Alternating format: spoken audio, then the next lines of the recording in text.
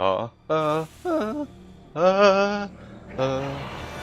I'm just trying to get my vocal cords going because I just woke up and I always sound like I'm drunk when I wake up, but I have to do this now anyway before my mom gets home. That I won't do this at all. Okay, so yeah, it's the anniversary, if you want to call it, of my videos, and I decided to do a Q&A because I'm so fucking creative and I can't think of any other ideas. So what I'm gonna do is just, you know, play my old trilogy. I guess that's the most appropriate thing to do right now. I can't think of anything else better than like gameplay, I guess. Anyway, first question is, will there be a custom game lobby? If you mean for the anniversary, probably not, because to be quite honest, I really don't enjoy Halo Reach anymore. It's just so, you know, boring. Even when I win games, I'm like, meh, kind of boring. Many of my friends don't really play it anymore because, you know, these new games came out and they don't really care about it. And I just get the 12-year-olds. They're like, hey Mike, I just want to be in your machinima. I don't really want to play with you though. I don't like you. I just want to be famous. So yeah. Plus Skyrim is coming out tomorrow. I'm probably getting that. Oh man, that's gonna be fun. Okay. Next question. Will you one on the great quest to find the two nipplers, stop the left nut, and bring peace to Nipple Land? I'm reading them as they are typed. I'm not retarded. I know what I read. So I don't know how to answer that. Will you one on the great quest go on the great quest to find the nipplers? Well, yeah, I mean, I don't really have a choice. If you're born a nippler, you don't have many options in life. You can only do one thing, and that is to seek out the other nipplers that have been like separated from the nipple lord and unite the nipplers together.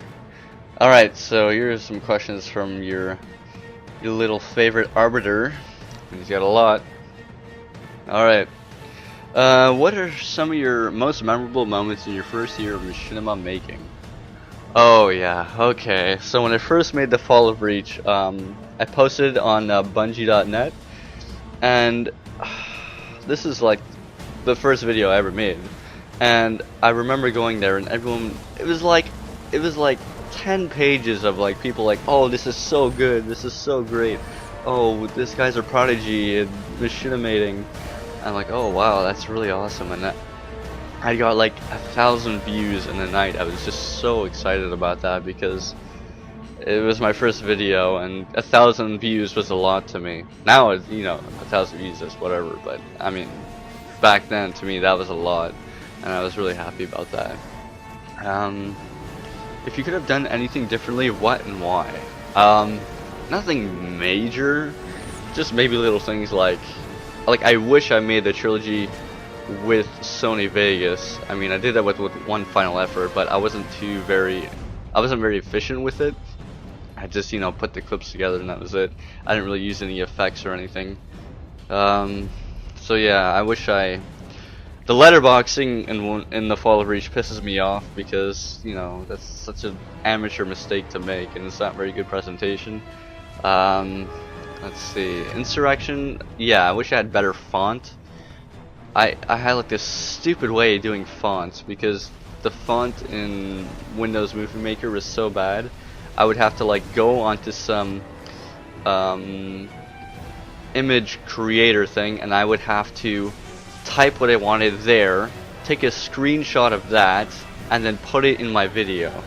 That was ridiculous. You can go back and see that it is not centered properly because I had to take a screenshot, center it as best as I could, and it would still, I couldn't do it. Alright, so the third question is, why did you remove me off your friends list? Well, because I hate you. I don't like you very much. I think you're an asshole, and I think you condescend other people with your James Cameron movies. No, I'm kidding. I love your videos. Alright, you know I added you back right after. Okay, I'll just explain to you guys since you guys really care so much.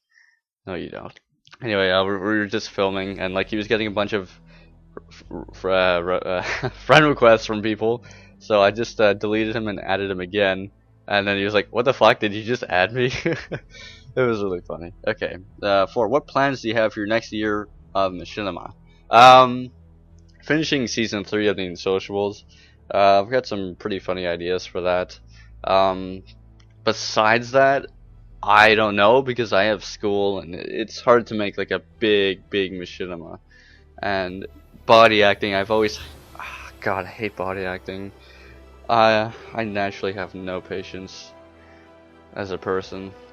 Let's see. Yeah, I would like to make another like war machinima. I mean, Mike and Arbiter versus the World, that came close. That was like comedy and this huge action thing put into one, and I really enjoyed that. So I don't know. Unsociables, that's for sure, but for anything else, I'm not sure. What's your favorite scene in all of the Unsociables thus far? Oh God. I really like the season 2 finale. I went nuts with that. The Halo 3 thing. I've always wanted to machinimate in Halo 3, but never got the opportunity. So it was fun doing that, and I really love the scenes with the Alpha Zone flashback song. I actually watched that last night, and I still find it entertaining. Other than that, there's just, you know, like little funny cutscenes that are not really memorable, but well, I do like the Connor's dream in season 2 when he wakes up and all the stalkers are there. That was good. But yeah, that's about it. How does your trilogy compare to the Unsociables in your opinion? Well, I don't know. They don't really compare to each other at all. They're very different genres. However, I think it kind of displays how efficiently I can take on a genre, in my opinion. I mean, it's not like amazing to everybody, but I think I do it pretty well. I think I can handle the comedy and the action, and these videos are a representation of that. But in terms of comparison, yeah, I can't really compare that. What's my favorite movie? Oh God. I like so many genres of movie. I couldn't just pick one because I'd be leaving out the other genres too. But let's see. I don't know. I couldn't pick one. I really like, you know, Jim Carrey movies. I like Star Wars. I like, you know, I love sci-fi movies. That's for sure. I love being in this futuristic world that, you know, I may never be alive to see myself, unfortunately. But I love all things to do with space too. So if it's like a movie set in space, I'm sold. Okay, so next question. Is the Unsociables based on real life events and characters? For example, Arbiter 617 being the stalker. I'm going to clear that up right now. Arbiter 617 is not the stalker. However, yes, and actually, could I say yes and no? Because there is character. No, it's pretty much based on ourselves, actually. Except for maybe the stalker, but okay, so I'm based on myself pretty much. Pat is pretty much himself. Connor is pretty much, I don't know if he would consider that himself. Probably not. Arbiter is pretty much himself. Yeah, I think. Okay, the stalker. I have this friend who's he's obsessed with Tourette's guy videos, and there's this one clip where this janitor walks up to the Tourette's guy. He's like, "You want to see my dick? You want to see my big black dick?" And it was just so funny. And he would just keep saying that to kids online, and he would like give like this pedophile twist on it, and be like, "You want to see my dick?" And that's where the whole stalker thing came from. That's where it all started. And I had no intention of doing that at first, and then my friend was like, "Yeah, you should put that guy in there in the series." I'm like, you know what? That would probably be pretty funny. And that's what I did. And he's based, and I know this guy in real life. He's a funny guy. And that's what happened. So for the most part, yes, they're based on real characters, but events, no. I'm not Pat's roommate. I don't work at a game store. The whole premise is fiction. All right, so Next question. Hey, I'm starting to do machinimas and Halo Reach. I was wondering if you'd like to help me with the trilogy I'm making. You know, get helpful, cooperative people to act as ODSTs, Marines, and Elites. I love the Unsociable series and you trilogy. Please think about it. You would be a major help. Plus, you can be one of the 3 lead Spartans. Please respond back. Okay. Yeah, for the most part, when people offer me a role in a machinima, I'll just voice act. I can't stand body acting. Even if I'm not even directing it, I just can't stand other kids like not getting what to do and stuff. So body acting is really out of it for me. But I will voice act. Next question. Other than the strange thing you did with Halo Kid and Rise of Spartans by Arbiter 617, do you plan on being in other machinimas that other people created as a guest or important character? I've actually been in a lot of machinimas since I've been machinimating. Like, a lot of people would just be like, hey, do you want to voice act? I'm like, yeah, sure. So if you look around, you'll probably find videos that I voice acted, and I've voice acted for a bunch of directors. There's Global Productions, Dark Penguin Productions, there's the small productions, there's a lot of people in my sub box and Arbiter's sub box I've probably voice acted in their videos. So yeah, and I plan to keep doing it. Next question is, Mike, are you going to pre-order The Adventures of Hayden 2, Return of the Butt Burglar? Yes, I do. I think this is going to be a very good game. It's got a 10 from IGN, and you know how they feel about giving out 10, so it's probably going to be a very good game. What gave you the inspiration to do... Sorry. What gave you the inspiration to start doing machinimas, and also, how did you meet RB617? Okay, music is probably the biggest inspiration I have for making machinimas. The Fall of Reach was totally based on the song I used. But even before I had the capture card, I had every scene planned out in my head, and how every camera shot, every little thing, and then I just made it as soon as I got a capture card, and I was really happy with how it turned out. Let's see. For like even the Unsociables, I would have like a song or like a joke. Yeah, okay, this is how it works. For action things, it's the song that inspires me to do the whole thing, and I work my premise around the song. And for the Unsociables, it's a joke or two, and I work the whole episode around that one joke just to make it really funny and make it work.